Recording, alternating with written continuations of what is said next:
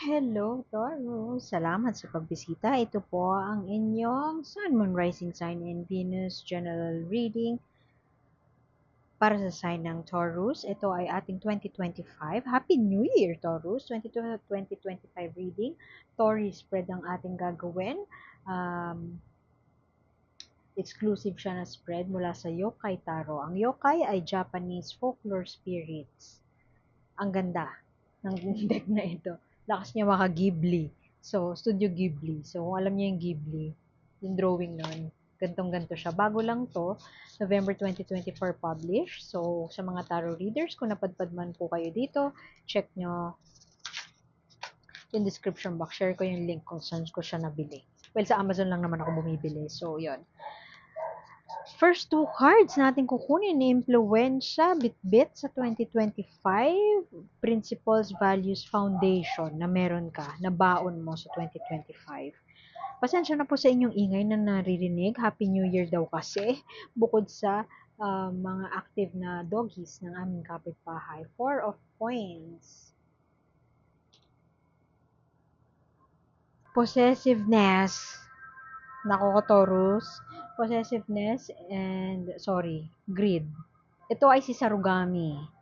Ang kwento ni Sarugami, dati silang, kumbaga, naghaharing uri.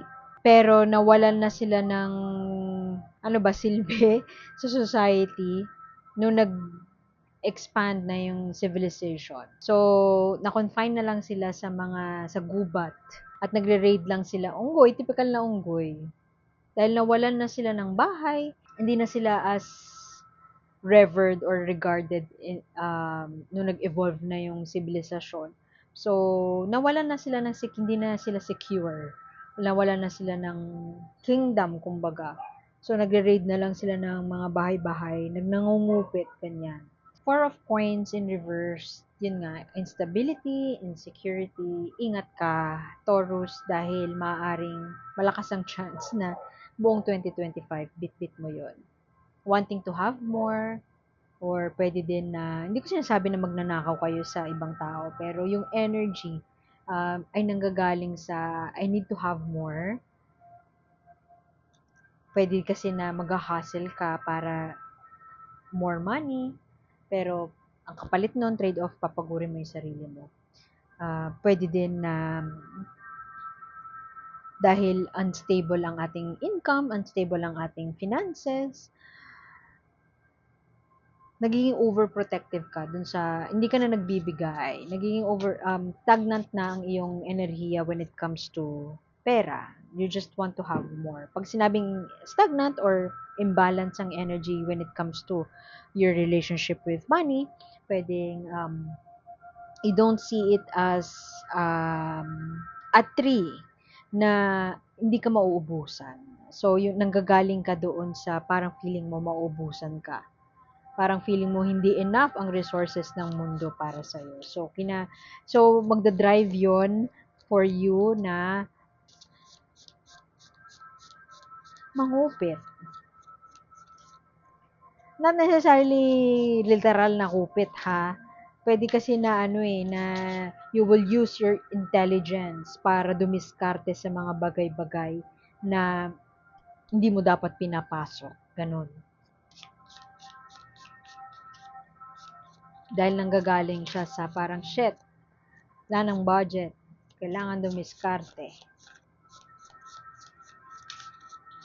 Pero yung diskarte, alam mo yun, yung mapanlinlang na mapanglamang na diskarte, unggoy yan eh. Obvious naman, kitang-kita naman unggoy. So, alam mo yung expression na unggoy ka, yung masyado kang mapanlamang. Ingat ka sa energy na yun. Hindi ko sinasabing ganun ka, ha. Ingat ka lang sa energy na yun. Kasi dahil lumabas siya sa spread mo, maaaring yun ang parang motivation mo this 2025. O, tingnan mo, meron pang, Taurus, ingat ka naman sa overthinking. Ito din, mapanlin lang.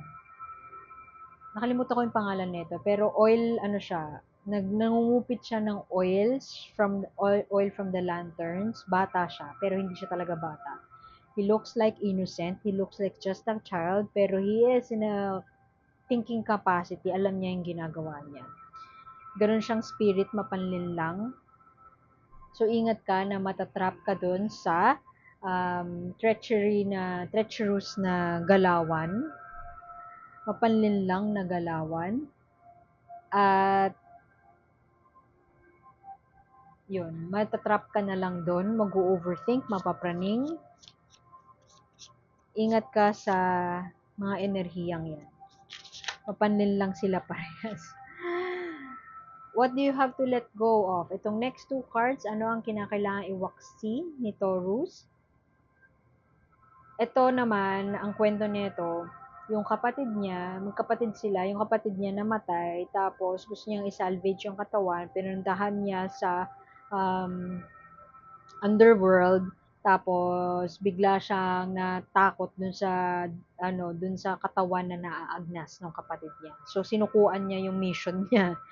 So sinukuan niya yung mission niya at nagalit sa kanya yung mga tao. So ang lesson doon ay don't allow the past to torment you. To torment you. Ito pagto-torment to meron kang, may aspect of your life na nag-hunt sa'yo at hindi ka makatulog, na paralasa ka na lang kakaisip doon sa hunt na yon. Maaari kasing may pinagkakautangan tayo, tapos hindi na tayo matahimik kasi hindi natin alam kung paano babayaran yung utang na yon.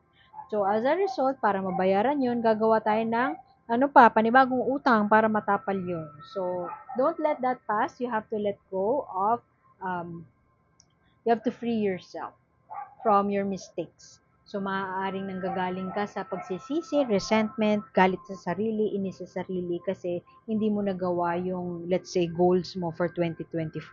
So, you have to let that go once 2025 comes kasi may pagbabago na parating, death of an old self to. Pero don't let the past torment you. Don't let the image of a gory past, of a dark past torment you. Sure, you have done some mistakes, pero wag mo hayaan yun. Wag mo nang bitbitin yun sa 2025 kasi malakas ang enerhiya mo na mag-overthink ka. Malakas ang enerhiya mo na hindi mo na mapapalaya yung sarili mo doon at didiskarte ka na lamang para matapalan, i-band-aid mo, band-aid solution ang nakikita ko na energy na malakas kay Taurus. So, ingat ka, nadalin mo yon. You have to let go of yung mga pagbabago na hindi mo nagawa noong 2024. As a result, parang pinagsisihan mo yun, galit ka sa sarili mo, naiinis ka sa ginawa mo, or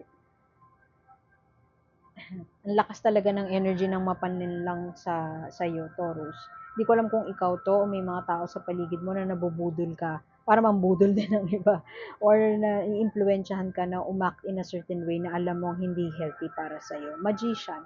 Ito ay si Danuki? Hindi ako nagkakamali. Ano siya, shapeshifter siya na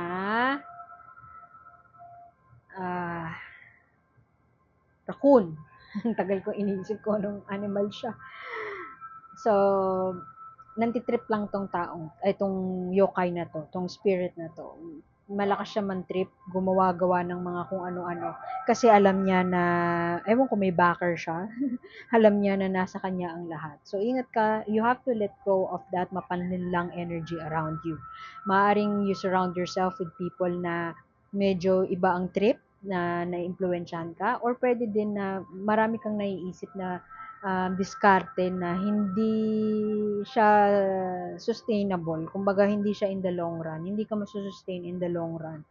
So, ingat ka. Kailangan mong i-let go yung enerhiya ng pag magic, pag diskarte ng mga bagay para lang malinlangan, maka, makapanlinlang. Maaari kang magalit sa akin, pero yun ang sabi ng card. So, take it as it is. Itapon nyo lang yung hindi kayo nakarelate, Taurus. Pero yun yung sabi ng cards mo. Itong part na to, ito yung kailangan mong iwaksi. Ano yung kailangan mong tanggalin? Ang magician ay overplanning. Pwedeng overplanning. Pwede din na sobrang confidence mo na may backer ka or you have it all. Mantitrip ka na lang. Mantitrip. At pwede kasi nanggagaling yun kasi nga parang kulang ang hawak mong, let's say, pera, kulang ang resources mo para magawa yung mga gusto mong gawin sa iyong life. So, yan, didiskarte ka. Alam mo na magaling kang dumiskarte, so, yun yung strength mo, so you would play that game. So, ingat ka na kaka-play mo ng game na yun ay meron kang ewan ko, masisirang relasyon sa iba, mawawala ng tiwala sa ibang tao. You have to let go of that, parang not wanting some changes. Ayaw mong baguhin. Meron kang ayaw baguhin sa buhay mo. Yun ay maaring ayaw mong baguhin yung mga tao na you surround yourself with. Ayaw mong baguhin ang pananaw mo sa pera. Ayaw mong baguhin yung relationship mo sa pera. Pwede kasi na, yun nga, malakas ka waldas, magsugal, ganun. Ano yung realization mo? O, di ba? Full card. Kappa. Venturing into something new, taking a leap of faith is something new. Anong itsura nito? How does this look like? As lumabas sa realization mo or epiphany mo, sana sinimulan ko noon pa. Sana nag-take na ako ng leap of faith. Sana ginawa ko na yung pagbabago. Sana kung ano nung naisip ko na i-pursue yung project na naisip ko noon. Sana kung naisip kong mag-diversify, i-contact si ganito para gawin yung project na ganito, tanggapin yung project na ganito. Sana kung ginawa ko yun noon pa, baka nagbago na yung sitwasyon ko ngayon. So, yan ang gustong sabihin sa'yo ni Universe. Napakabilis. Pero, tingnan natin, ano nga bang pangalan nito? Sa Page of Wands. Firebird, Basan. Basan ang pangalan niya. Adventure. Sana nag-explore ako. Sana I went out of my way para i-explore ang isang bagay na naisip ko noon or may offer siguro na darating sa'yo sa 2025 pero mag-hesitate ka na gawin yan. So, kung merong offer sa'yo na bagong opportunity, take mo na this 2025 kasi Page of Wands, ito ay isang enerhiya ng being, yung enthusiastic ka. Tingnan mo, nakatingin siya sa malayo. Ay, nakatingin pala siya sa'yo. Tingin siya sa atin. Alam mo yung energy na napipick up ko dito, looking towards the future siya, pero iniisip niya yung mga tao na mapag-iiwanan niya. So, dahil iniisip niya yung mga tao na pag-iiwanan niya, hindi niya tinake yung new opportunity or hindi siya nag-venture out into a new adventure kasi iniisip niya pa rin yung mga tao na unfortunately hinihila naman siya pababa. So, Taurus, merong mga tao, maaaring may mga tao sa paligid mo na pinoproblema mo na hindi mo naman dapat problemahin. Kapag dumating sa iyo ang oportunidad na magsimula ng panibago at yan, pagbabago, take it. Leave everything behind. At tigilan mo na yung, kung merong opportunity na talikuran na yung, kung ano man yung bagay na pinagsisisihan mo, hindi mo nagawa ng 2024, i-grab mo na yun. Okay? So, thank you. Taurus, iwan ko na yun doon at sana makita ko ulit next time. Ako po si A. At see you soon. Bye!